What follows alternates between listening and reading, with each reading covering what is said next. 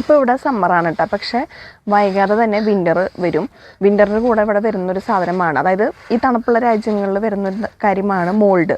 അത് ഈർപ്പൊക്കെ ഉള്ള കാരണമാണ് മോൾഡ് വരുന്നത്. അപ്പോൾ അത് കളയാനായിട്ട് നമുക്കൊന്നെങ്കിൽ ബ്ലീച്ച് ഉപയോഗിക്കാം, അല്ലെങ്കിൽ വിൻഡോസൊക്കെ ഓപ്പൺ ചെയ്തിട്ടിട്ട് എയർ സർക്കുലേഷനൊക്കെ നടത്താം.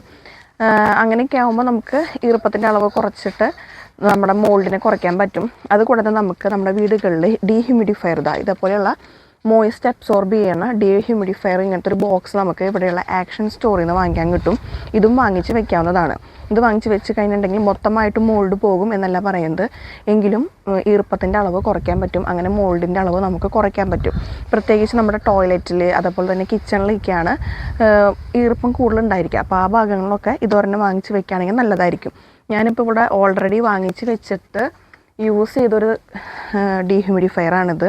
ഇതിൻ്റെ അടിയിൽ നിങ്ങൾക്കിപ്പോൾ വെള്ളം കാണാൻ പറ്റും. കിച്ചണിലൊക്കെയുള്ള ഈർപ്പത്തിൻ്റെ അളവാണ് ഈ കാണിക്കുന്നത്.